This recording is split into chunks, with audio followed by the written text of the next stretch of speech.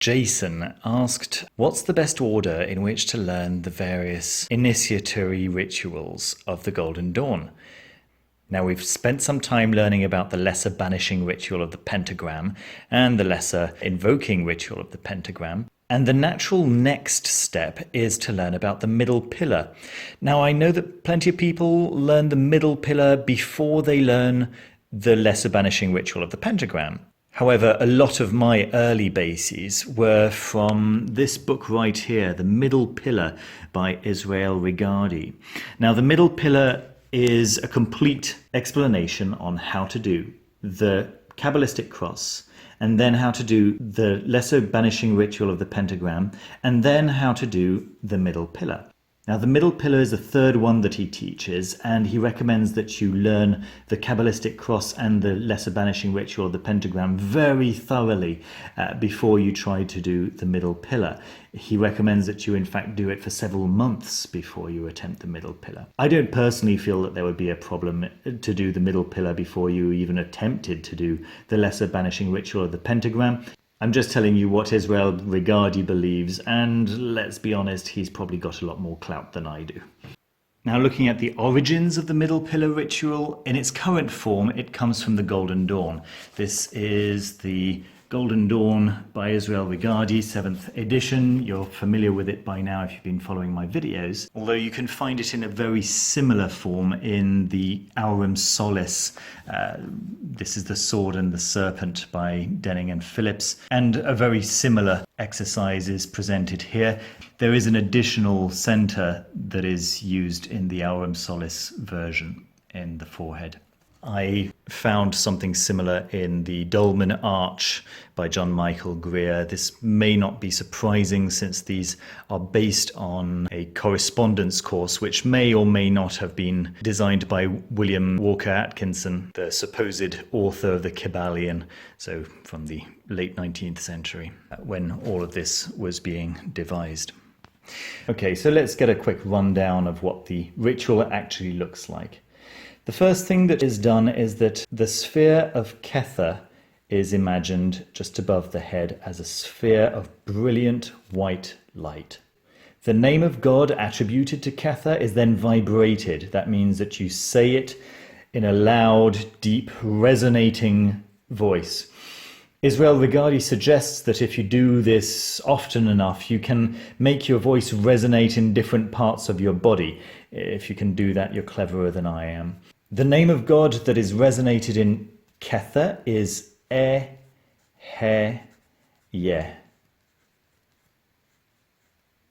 E-He-Ye, something like that. Now, are you facing east or west? Depending on what you're reading. The Golden Dawn say west, Israel Regardie says east. It probably doesn't matter all that much. However, the assumption is that you have just completed a Kabbalistic cross and the LBRP. And if you're not completely familiar with what those are, I've put some links down in the description. So, after you've completed your Kabbalistic cross and your LBRP, you are probably facing east, and you are vibrating the name Ehe-Ye as you visualize this sphere of white, brilliant light above your head. You would vibrate the name of God several times. Regardie recommends 3 or 4 times. You then visualize that white light remaining above your head, but also descending through your core, right? So it's up here, right? And through your core down to your throat. Right, so in fact the sphere slightly protrudes out of your throat, and here you would call the name of God associated with Darth. And the name of God associated to Darth, well, there's no name of God associated to Darth, and therefore it's shared with the name of God associated to Tifereth, and that is Yod-He-Vav-He. And you can pronounce that Yod-He-Vav-He, or you can pronounce it Yehovo or Yehovah, however you wish. I've seen all three versions being used, but this one is distinguished from the version down in Tippereth, in the center, in the solar plexus here, by adding Elohim. So it's Yehovah Elohim. Yehovah Elohim is the way that I pronounce it. You could say Yod He Vav He Elohim or Yehovah Elohim, as you wish. You then imagine this sphere of light descending to your solar plexus. Right, so it's actually quite a large sphere of light in your solar plexus. Right, so it goes forward a little over here and it protrudes quite a lot. And here, the name of God associated is, as I've already said, Yehovah, or Yod He Vav He. But here we add Eloah Vedath.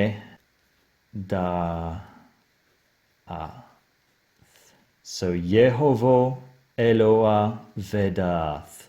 So over and over again you vibrate this name of God as you focus on the light that's in your solar plexus. Yehovah Eloah Vedath. Yehovah Eloah Vedath. Okay, over and over again. Until you feel that that center here is well established and glowing very well. All of these previous spheres of light still remain, you still visualize them in place, but you imagine this light also descending towards your genitals. There we go. And here, so it's approximately the same size as the sphere in Tippereth. All right, so this is Yesod. Yesod is a sphere associated to the moon. So it's the generative organs, and the name of God associated here is Shaddai El Hai. So it's Shaddai El Hai. There we go. So over and over again, and then you visualize the light descending between your feet and creating a globe of light between your feet, the top of which would be at around your ankles, and the bottom of which would be actually under the floor. Right? So the center is between your feet, and half of it is above ground and half of it is below ground. And this is Malkuth. So it's the sphere of earth. And the name of God associated here is Adonai Haaretz. Adonai Haaretz. There we go. So you'd vibrate that name several times. By this time you have a column of light going from above your head all the way down into the ground between your feet. This is the middle column. It's the middle column of the tree of life, with Kether, Darth, Tifereth, Yesod, and Malkuth. Now, Israel Regardie points out that you could make some loose connection with the chakra system. The chakra system's got 7 centers, and they actually start at the base, at the sacrum, and they end just above the head over here. So you could say that while the idea is similar, it's not really the same system, and trying to map one for one between systems, it doesn't work. I'll probably make another video about that actually, because it's an interesting and important point.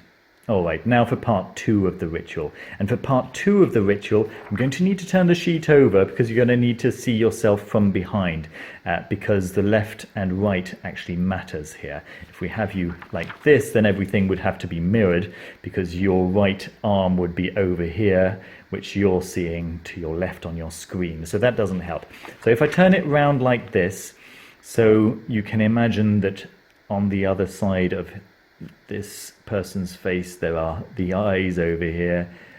That looks really spooky actually. So this way you can have the left side on the left side to your screen and the right side on the right side to your screen, so it all makes sense. Now you have Kether up here and you need to imagine that light going down through your left side of your body, all right? All the way down the left side of your body, down through the floor, and back up through your sole of your right foot, and up through the right side of your body. Right, so this is the direction.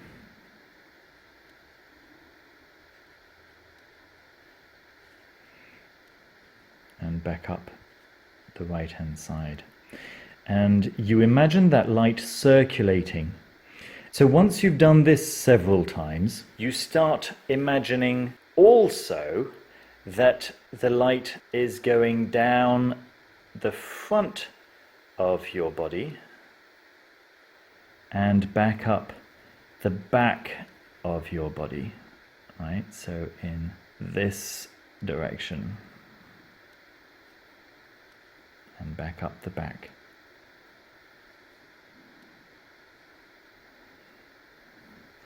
So both of these are happening at the same time. Down your left side and up your right, and down the front and up the back.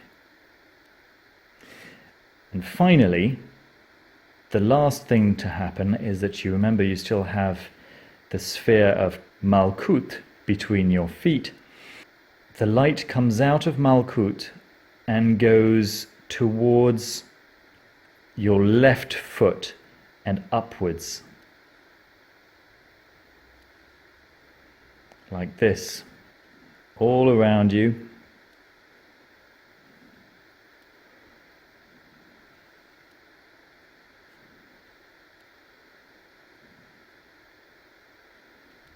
All the way up to the top. So I've made quite a large spiral here, right? But it should actually be quite tight. So around and around and around and around, going quite fast. All the while, this first direction of the light is going round, this second direction of the light is going round, and then this one spirals further and further upwards, all the way around you, up to the top, until you reach the very top. At that point, you can go back to rhythmic breathing, and you can let all the visualization fade away.